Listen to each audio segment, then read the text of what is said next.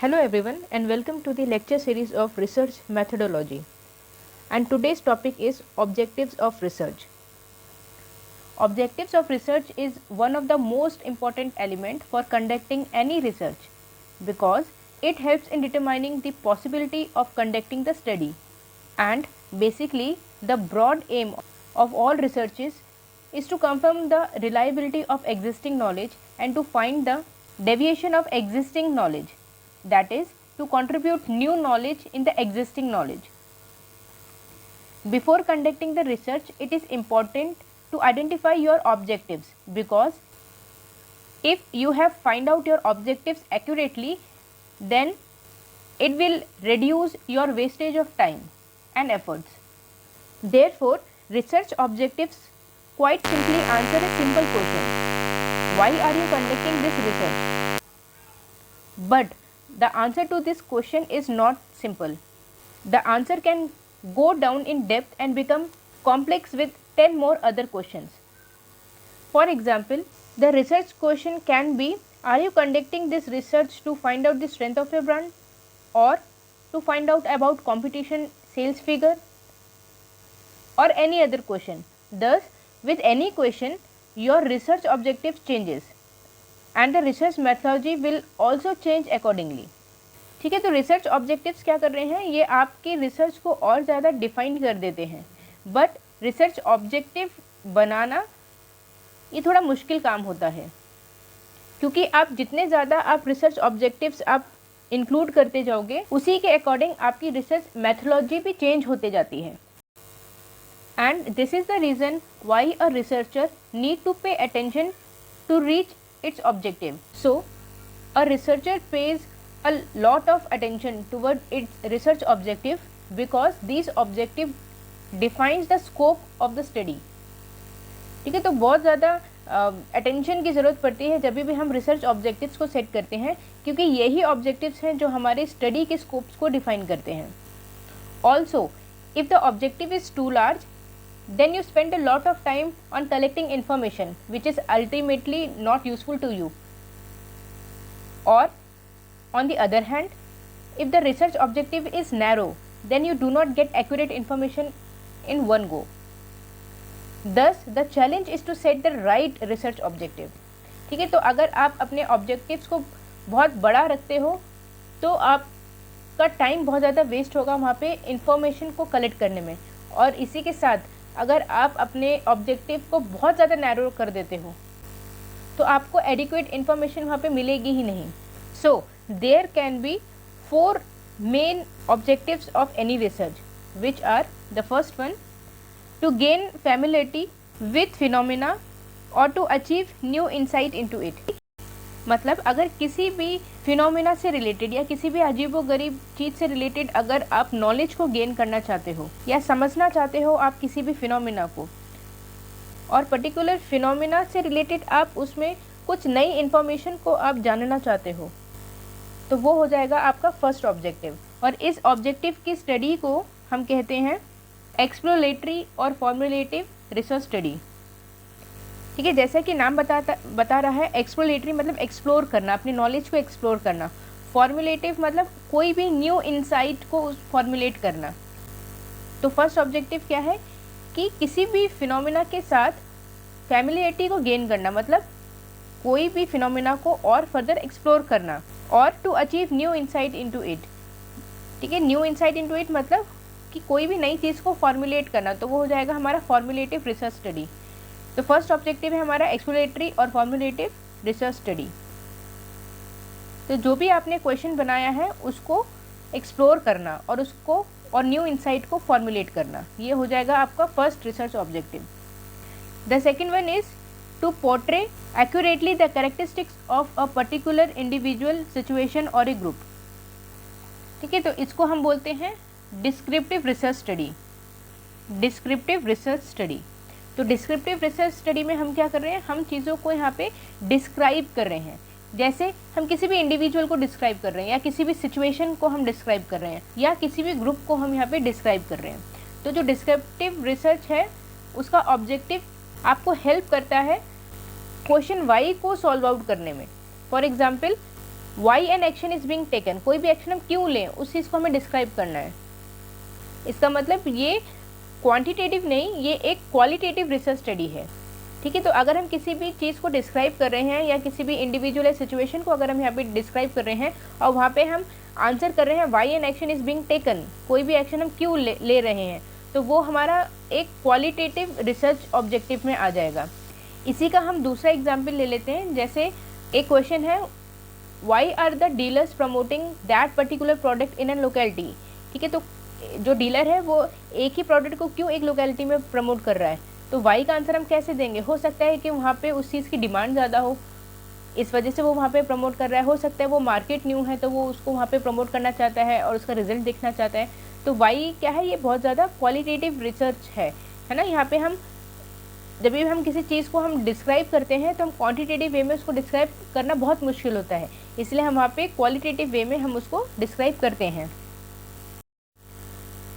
The third objective is to determine the frequency with which something occurs or with which it is associated with something else। ठीक है, तो determine करना कि किस frequency के साथ कोई भी एक चीज़ हो रही है और किस तरह पर्टिकुलर थिंग किसी दूसरी चीज़ से रिलेटेड है या एसोसिएटेड है। तो इस तरह का ऑब्जेक्टिव आ जाता है हमारा डायग्नोस्टिक रिसर्च के अंदर। इस चीज़ को आप नोट कर लेना। थर्ड है हमारा डायग्नोस्टिक रिसर्च। ठीक है, डायग्नोस्टिक रिसर्च मतलब डायग्नोस करना। जैसे जब भी हम डॉक्टर के पास जाते हैं तो डॉक्टर हमसे पूछता है, जैसे हमें फीवर है तो डॉक्टर पूछेगा कि कितना टेम्परेचर तक आपका इंक्रीज़ हुआ है ना, और कितनी फ्रीक्वेंसी से आपका इंक्रीज़ हो रहा है। आपको सुबह भी आ रहा है, दोपहर भी आ रहा है, रात में भी आ रहा है फीवर, या केवल रात में ही आ रहा है, और अगर रात में ही आ रहा है तो उसकी फ्रीक्वेंसी क्या है, या अगर आप दवा खा रहे हो तो कम हो जाता है फीवर और उसके बाद दोबारा से फीवर आ जा रहा है ना। तो ये क्या है कि किस फ्रीक्वेंसी के साथ आपका जो फीवर है वो इंक्रीज़ और डिक्रीज़ हो रहा है। तो डॉक्टर क्या करता है, वो एक डायग्नोस्टिक रिसर्च करता है। और कोई भी डॉक्टर एकदम एक्यूरेट दवा नहीं देता है, हर एक डॉक्टर ट्रायल एंड एरर करता है किसी भी मरीज़ की बीमारी को देख के। क्यों? क्योंकि वो पहले डायग्नोस करना चाहता है कि एक्चुअल में बीमारी क्या है। और फीवर के साथ ही वो और भी चीज़ें पूछता है कि आपको वॉमिट तो नहीं हो रहा है या और कोई लक्षण तो नहीं है आपके अंदर। तो ये सारे क्वेश्चंस वो क्यों पूछता है कि वो जानना चाहता है कि पर्टिकुलर फीवर आने का रीज़न क्या है। हो सकता है ज़ुकाम की वजह से फीवर आ गया हो, एट्सेट्रा एट्सेट्रा। तो इस तरीके की रिसर्च को हम बोलते हैं डायग्नोस्टिक रिसर्च, जिसमें हम ये देखते हैं कि कोई भी इवेंट के अकर होने की फ्रीक्वेंसी क्या है और पर्टिकुलर वो इवेंट किसी और चीज़ से एसोसिएटेड तो नहीं है। Now the fourth one is to test a hypothesis of a causal relationship between variable. ठीक है, तो हम हाइपोथेसिस की टेस्टिंग करते हैं और इसमें हम देखते हैं कि कोई भी दो वेरिएबल्स के बीच में क्या कॉजल रिलेशनशिप है। कॉजल रिलेशनशिप मतलब कॉज एंड इफेक्ट का रिलेशनशिप, मतलब दो वेरिएबल्स हैं, एक की वजह से दूसरे पे क्या असर पड़ रहा है। जैसे हमारे दो वेरिएबल्स हो गए ए एंड बी, तो ए में अगर हम कोई भी चेंज करते हैं तो उसका असर बी पे क्या होता है। फॉर एग्जांपल बी एक प्रोडक्ट है, इसकी हमें सेल्स को इंक्रीज़ करना है, तो हम क्या करेंगे, हम प्रमोशन को हम इंक्रीज़ या डिक्रीज़ करेंगे, राइट। अगर हम यहाँ पे प्रमोशन को इंक्रीज़ करते हैं तो हम देखेंगे कि सेल्स पे क्या फ़र्क पड़ रहा है, सेल्स इंक्रीज़ होगी कि डिक्रीज़ होगी। वहीं अगर हमने अभी प्रमोशंस किए हैं और अब हम अपने प्रमोशंस को कम करते जा रहे हैं, तो हम देखेंगे कि अगर हम अपने प्रमोशंस को कम कर रहे हैं तो उसका हमारी बी की सेल्स में क्या फ़र्क पड़ेगा, सेल्स हमारी इंक्रीज़ होगी या डिक्रीज़ होगी। ठीक है, तो इस तरीके की स्टडी को हम क्या बोलते हैं, हाइपोथेसिस टेस्टिंग। इस चीज़ को आप नोट कर लेना। फोर्थ हमारा हाइपोथेसिस टेस्टिंग। ठीक है, तो ये चारों पॉइंट आप नोट डाउन कर लेना। जो हमारा फर्स्ट है to gain familiarity with the phenomena और to achieve new insight into it, इसको हम बोलते हैं एक्सप्लोरेटरी और फॉर्मुलेटिव रिसर्च। ठीक है, एक्सप्लोरेटरी मतलब हम यहाँ पे एक्सप्लोर कर रहे हैं फर्दर नॉलेज किसी भी एक फिनोमेना से रिलेटेड जिससे हम अभी अननोन है। और दूसरा है फॉर्मुलेटिव। फॉर्मुलेटिव मतलब किसी भी चीज़ में एक न्यू इंसाइट लेके आना। सेकेंड हो जाएगा हमारा to portray accurately the characteristic of a particular individual situation और ए ग्रुप। ठीक है, मतलब हम यहाँ पे डिस्क्रिप्टिव रिसर्च का यूज़ कर रहे हैं। हम किसी भी सिचुएशन को या इंडिविजुअल को या ग्रुप को हम यहाँ पे क्या कर रहे हैं, हम यहाँ पे उसको डिस्क्राइब कर रहे हैं। ठीक है, और हम यहाँ पे आंसर करते हैं हमारे क्वेश्चन वाई का। थर्ड है हमारा to determine the frequency with which something occurs और with which it is associated with something else. ठीक है। तो इस तरीके की स्टडी को हम बोलते हैं डायग्नोस्टिक स्टडी, क्योंकि हम यहाँ पे क्या कर रहे हैं, हम डायग्नोस कर रहे हैं। जैसे अभी हमने एग्जाम्पल लिया था डॉक्टर वाला, कि एक पेशेंट अगर डॉक्टर के पास जाता है तो उससे कई तरीके के सवाल पूछता है कि कहीं उसको ज़ुकाम तो नहीं हुआ था, कहीं उसने कुछ ठंडा तो नहीं खा लिया था, और जो फीवर आ रहा है उसकी फ्रीक्वेंसी क्या है ना। तो इस तरीके के सवाल पूछता है डॉक्टर, क्योंकि वो एक्चुअल में डायग्नोस करना चाहता है कि इंडिविजुअल को फीवर आने का रीज़न क्या था, और उसी के अकॉर्डिंग फिर वो उसको दवा देता है। The fourth one is to test a hypothesis of a causal relationship between variables. ठीक है। तो इसमें क्या है कि हम कॉज एंड इफेक्ट वाला रिलेशनशिप को हम यहाँ पे डायग्नोस कर रहे हैं। वेरिएबल ए में अगर हम चेंज करते हैं तो उसका क्या इफेक्ट होगा वेरिएबल बी में। जैसे हम अगर सेल्स की प्रमोशन कर रहे हैं तो सेल्स हमारी इंक्रीज होगी कि डिक्रीज होगी पर्टिकुलर प्रोडक्ट की। ठीक है। इसको हम बोलते हैं हाइपोथेसिस टेस्टिंग। तो ये मेन 4 ऑब्जेक्टिव्स होते हैं हमारे रिसर्च के, और इन चारों ऑब्जेक्टिव्स को देखते हुए हम अपने रिसर्च के ऑब्जेक्टिव्स को हम फॉर्मुलेट करते हैं, जिसमें हम अपने जो भी हमारी रिसर्च प्रॉब्लम है उसको हम एक्सप्लोर करते हैं, है ना, और उस रिसर्च प्रॉब्लम को हम फर्दर फॉर्मुलेट करते जाते हैं। सेकेंड है हमारा डिस्क्रिप्टिव। यहाँ पे हम क्या करते हैं, क्वेश्चन वाई को का हम आंसर करते हैं कि पर्टिकुलर रिसर्च हम क्यों कर रहे हैं, है ना। तो हम क्या कर रहे हैं, अपने क्वेश्चन को यहाँ पे डिस्क्राइब कर रहे हैं। थर्ड आ जाता है हमारा डायग्नोस्टिक। डायग्नोस्टिक मतलब हम यहाँ पे रीजंस को फाइंड आउट करते हैं, या कोई भी चीज़ किसी और चीज़ से एसोसिएटेड तो नहीं है, इस चीज़ को हम डायग्नोस करते हैं। और फोर्थ क्या हमारा हाइपोथेसिस टेस्टिंग। हम यहाँ पे कॉजल रिलेशनशिप को हम टेस्ट करते हैं, कॉज एंड इफेक्ट वाले रिलेशनशिप को हम इसमें टेस्ट करते हैं। Apart from these 4 main research objectives there are some other objectives also, among which the first one is to know old conclusion with new data. ठीक है। जो भी हमारे पुराने कंक्लूजन थे उसको हम नए जो हमारी इन्फॉर्मेशन है उसके साथ हम उसको जोड़ के देखते हैं। Second, to find new conclusion with old data. जो भी हमारा पुराना डेटा था उसके साथ जो हमने न्यू इन्फॉर्मेशन उसमें ऐड ऑन की है, उसके बाद जो हमारा न्यू कंक्लूजन आया है वो क्या है। Third is to explain unexplained horizon of knowledge. ठीक है। नॉलेज हम कभी भी पूरी तरह हम गेन नहीं कर पाते, क्योंकि नॉलेज की कोई लिमिट नहीं है। ठीक है। तो हम यहाँ पे क्या कर रहे हैं, हम एक्सप्लेन करते हैं उन हॉरिजन्स को जो अभी तक अननोन थे। तो इस तरह हम क्या करते हैं, हम अपने नॉलेज में इंक्रीमेंट करते हैं। The fourth one is to put forward an entirely new theory. कोई भी एक नई थ्योरी को लोगों के सामने रखना, ये रिसर्च का ऑब्जेक्टिव होता है। मतलब जो अननोन थिंग थी उसको एक्सप्लोर करना और कन्वर्ट कर देना इन्फॉर्मेशन जो लोगों के लिए एकदम नई है। तो न्यू थ्योरीज को पीपल के सामने लेके आना, या न्यू इन्फॉर्मेशन को सामने लेके आना। The fifth one is to study and resolve contradiction in the area of a study.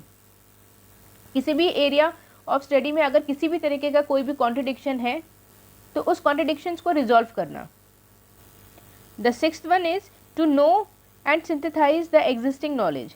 मतलब जो भी हमारी एग्जिस्टिंग नॉलेज थी उसको न्यू नॉलेज के साथ जोड़ के देखना। The seventh one is investigation of something that is situation and problem.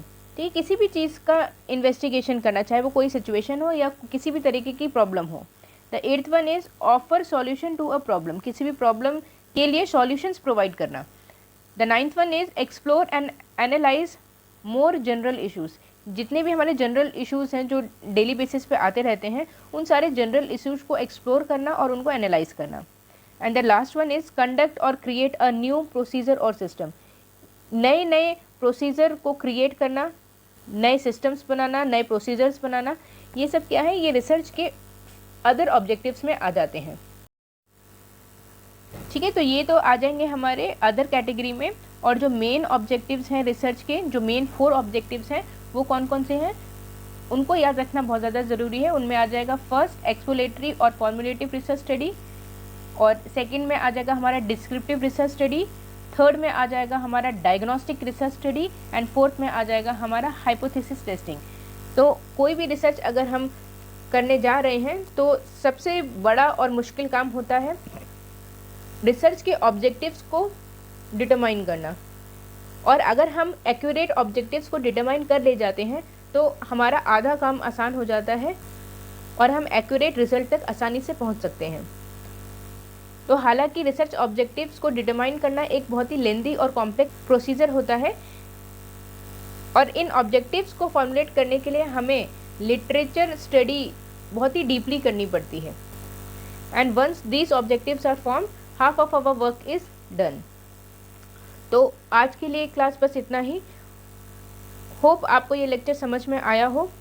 अगर कोई भी आपकी क्वेरीज या क्वेश्चन है, आप बेहिचक पूछ सकते हैं। So this was all for today.